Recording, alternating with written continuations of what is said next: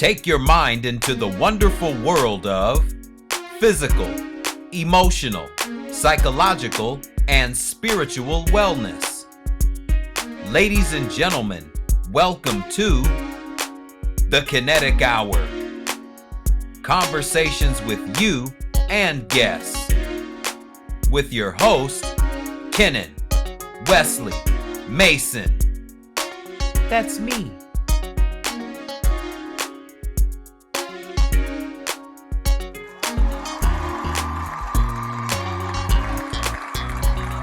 Over the next 8 years, almost 3,000 veterans sacrificed their frontal lobes to the knife. And these sacrifices were made despite the government's own proof that the operations were useless. Oh. Psychiatry, the ultimate betrayal, by Bruce Weissman.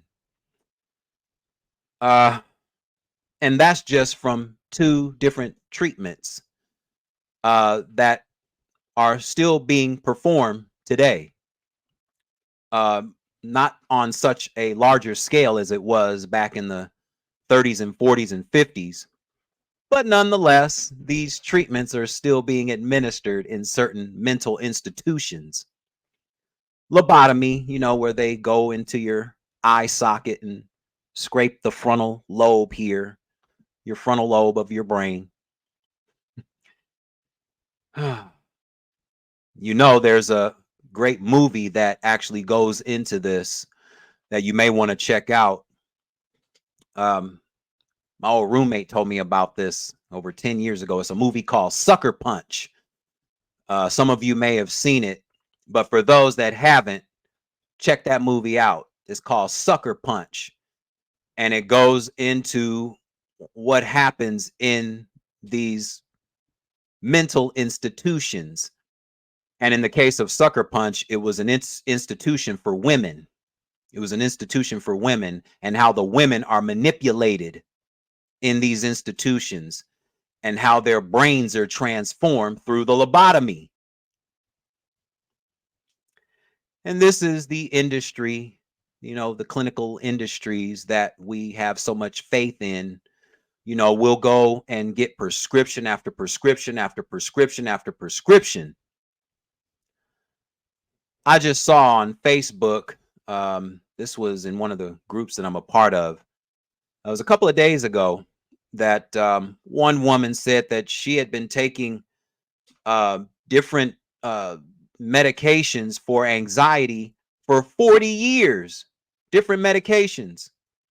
And then she said she thought she had found the right one. Finally, she thought she found the right one.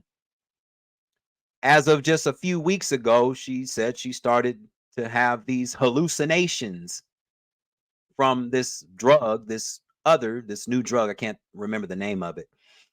But after 40 years of reoccurring episodes of anxiety, 40 years, which is amazing to me. 40 years.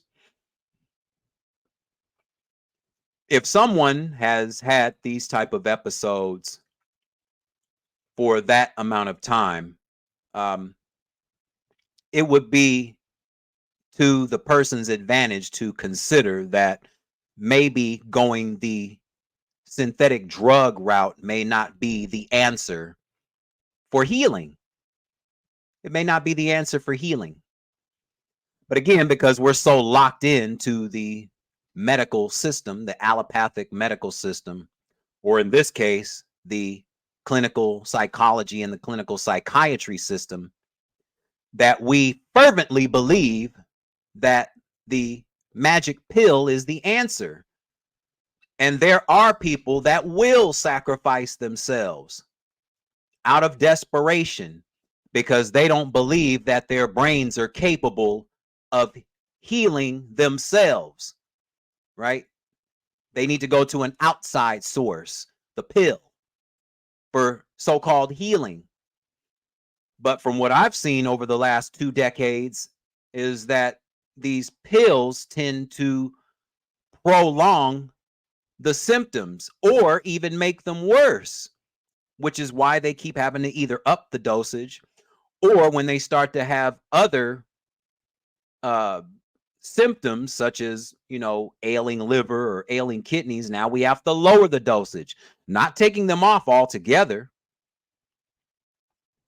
but just lowering the dosage.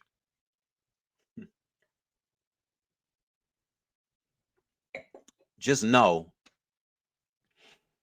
that no one has to take drugs for a lifetime to experience happiness or to experience bliss on a consistent basis. Again, like I said, anxiety is a natural emotion. We become apprehensive about certain things. We have a yellow light feeling in our brain, so we slow down because we don't know what's going to happen if we go this way. We don't know what's going to happen if we go that way, right? Fear of the unknown, which is why we have the anxieties that we do as human beings. It's typically fear of the unknown, chronic anxiety, versus the anxiety or anxiousness of anticipating a blissful moment.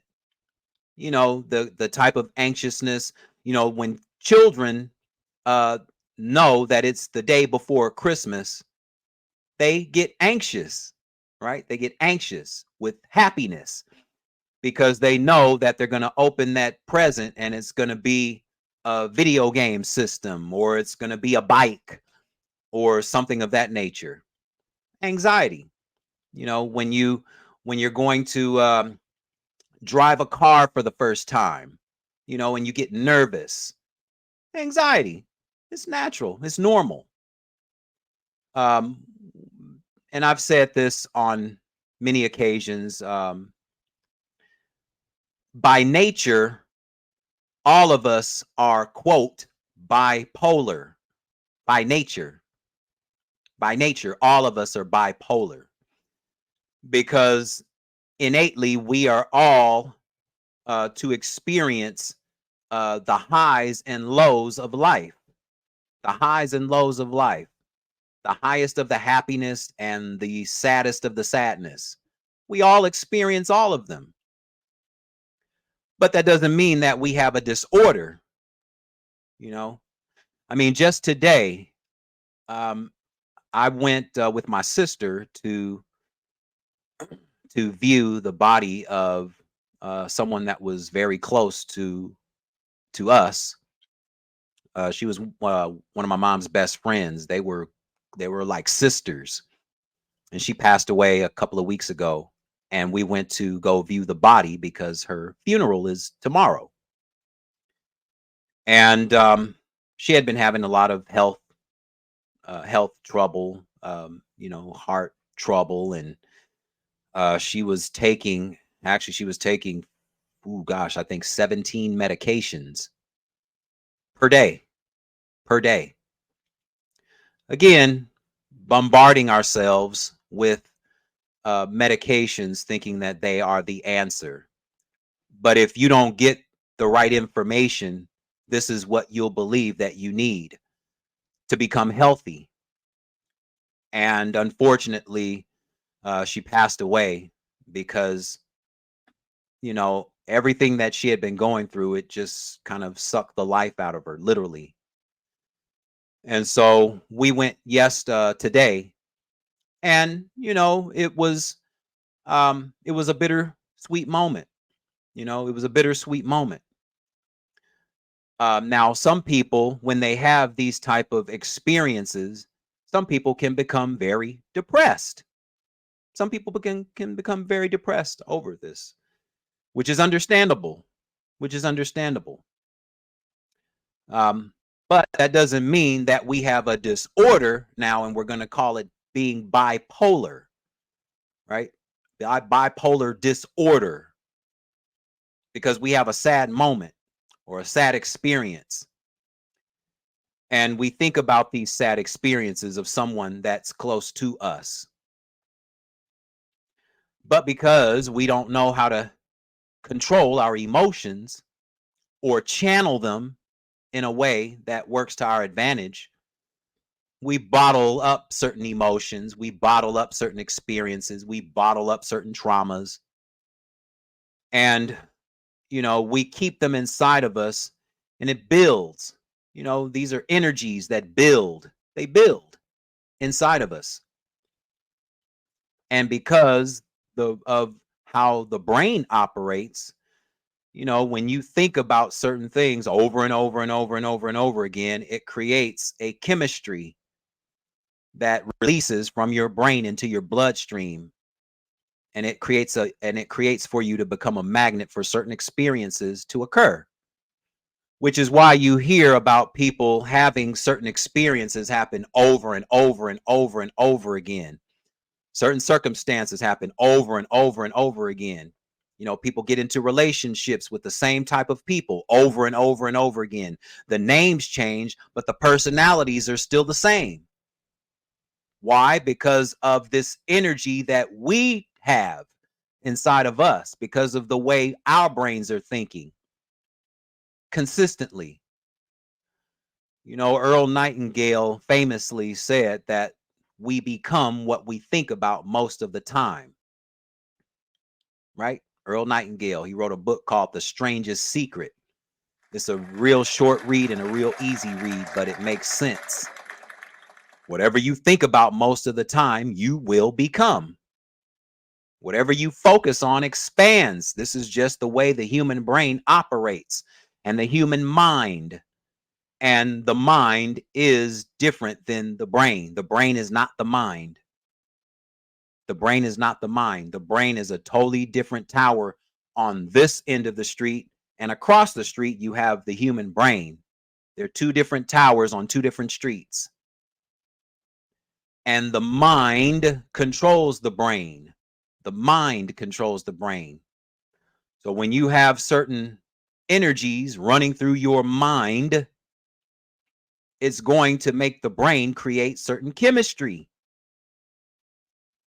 And when you create enough of this chemistry that releases from your brain and turns into a reality in your blood, this is what you're going to manifest over time.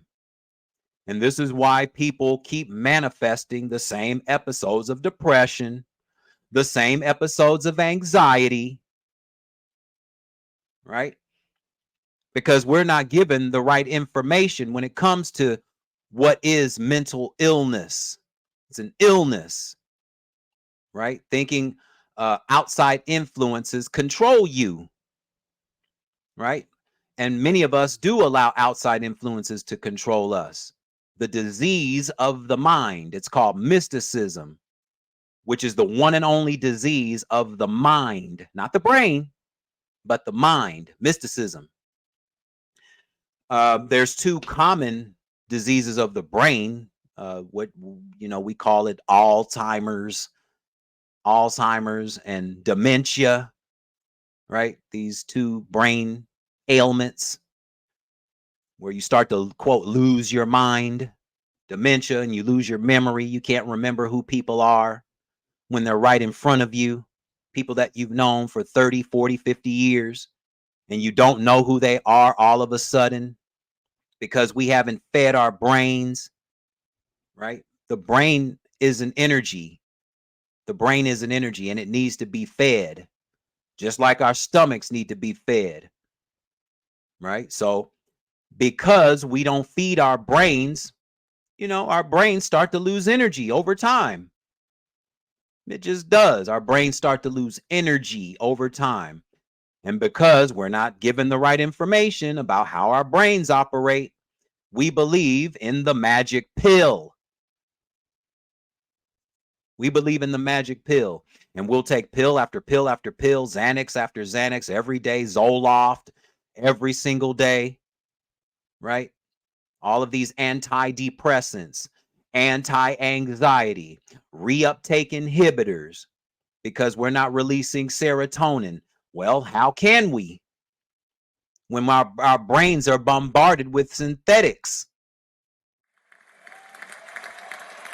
So, in order for us to be happy, how about chronic happiness? How about chronic bliss? Right? You know, none of us are perfect. We're going to have hiccups, we're going to have challenges in life. That goes along with the territory of life. But we can create more bliss. We can create more blissful times than we do having episodes of chronic anxiety and chronic depression. But the thing is, we have to start learning that we can change the way we think and the way we feel. We can change that consciously. Consciously.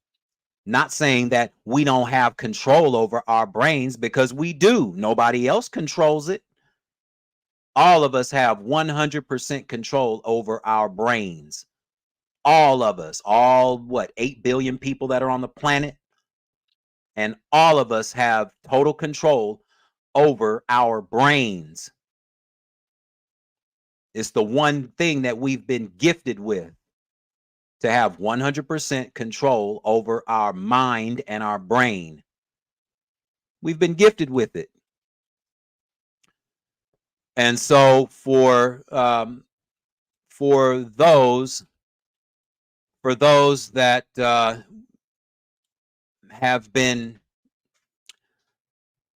kind of dependent, for those that have been dependent on the drug, for those that have been dependent on the psychiatrist, for those that have been dependent on the for those that have been dependent on the clinical psychologist, for those that have been diagnosed with a quote disorder because they've developed certain behaviors, because they don't know how to channel their emotions. There are other ways.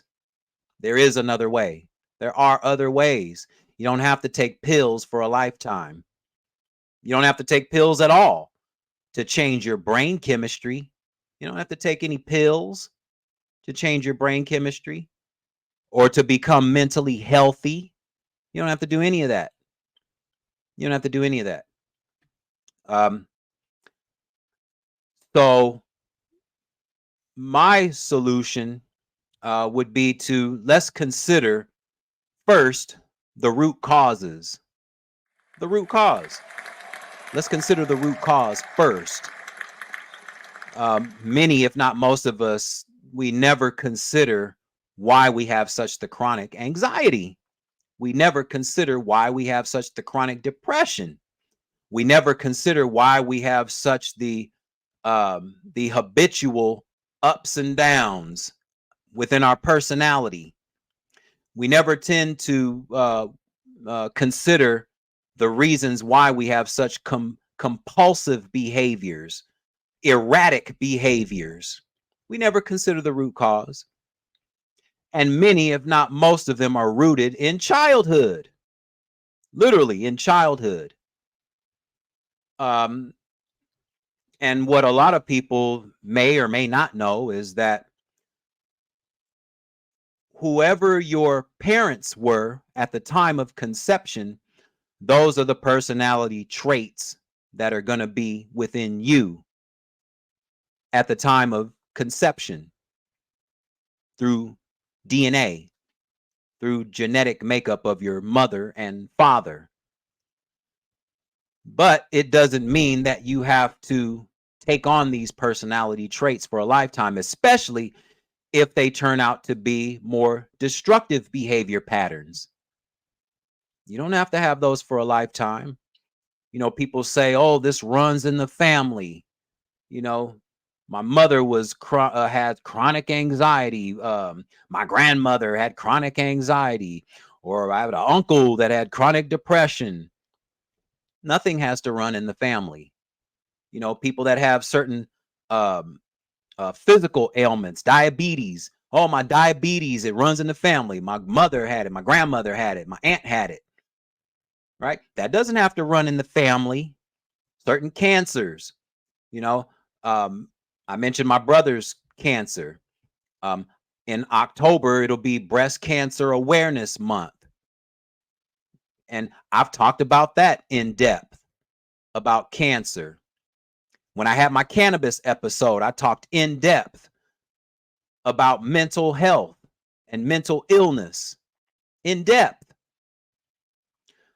Because again, no one has to have cancer. No one has to develop cancer. No one has to develop fibroids. No one has to develop any of that. No one has to develop endometriosis, fibroids, and breast cancer, prostate cancer, testicular cancer, lung cancer, brain cancer. No one has to develop any of this. Any of this. But because we haven't been given the right information, we see cancer percentages rising of all types. In my brother's case, osteogenic sarcoma, a bone cancer, or leukemia, blood cancer. And we figure that these things just kind of fall out the sky one day, or we say that it runs in the family. Nothing has to run in anyone's family. Nothing. This is how magical the human body is.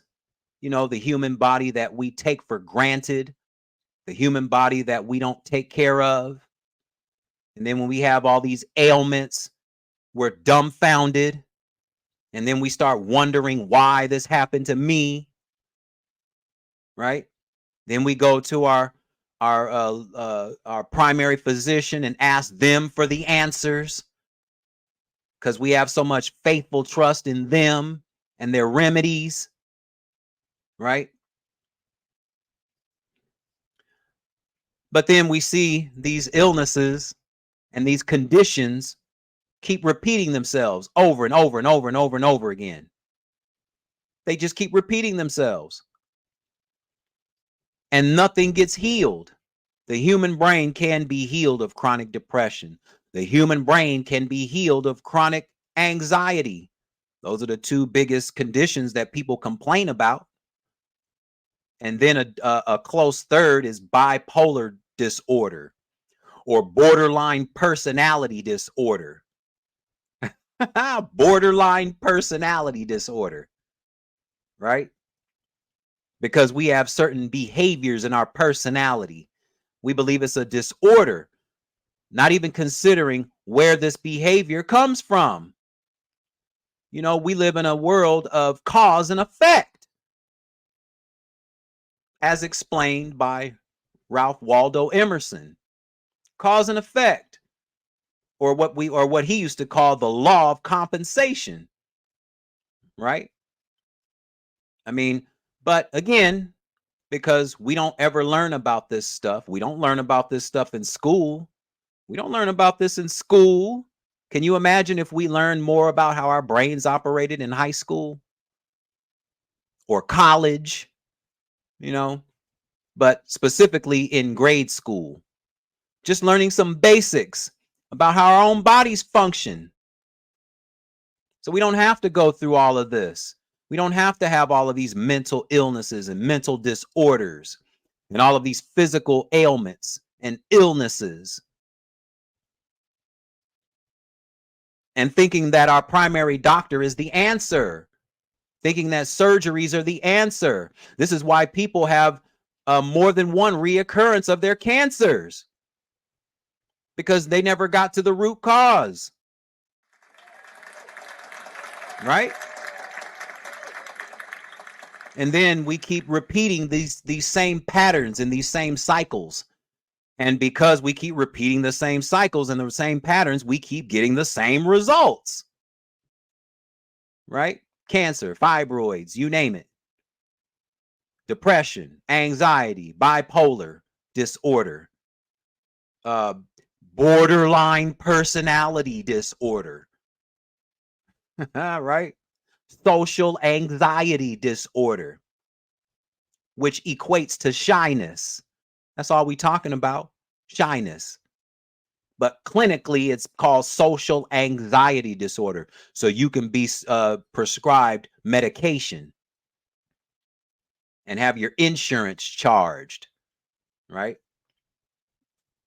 So again, I'm gonna, because I'm getting close to my hour now. I can go on for hours about this subject, but just know that when you get to the root cause, typically when you get to the root cause, you've also simultaneously found your cure to whatever ailment. Um, I'll end on this. Uh, Dr. Leonard Caldwell said a long time ago, and it's stuck with me now for about almost 15 years now. He said that, when I met him a couple of times, and he's great. He said that there is no such thing as an incurable disease, only incurable people, meaning that the condition that you have can be healed, but only if the person is willing to go through the processes to be healed. If we keep believing in the standard ways, then we will keep having the same results. But if we're open enough to consider something different, start thinking outside the box, outside the bubble, when we consider doing something like that, then we will get a result or a different result. What the definition of insanity is: when you do the same negative things over and over and over and over again, and expect a positive result. That's insanity. That's insanity. And just know that we can make ourselves mentally healthy. We can, when we believe that we can. And when we take control of our own brains and our own minds, we can make it happen.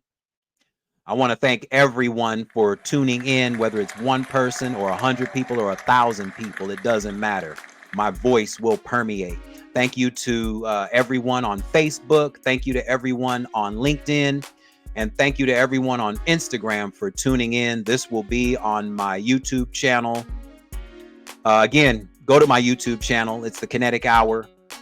Subscribe. Tell everyone you know to subscribe. Click thumbs up. Leave your comments and questions. And, I'll be back to talk more about this in upcoming shows because it needs to be addressed more often. So again, thank you to everyone listening and watching. Till next time.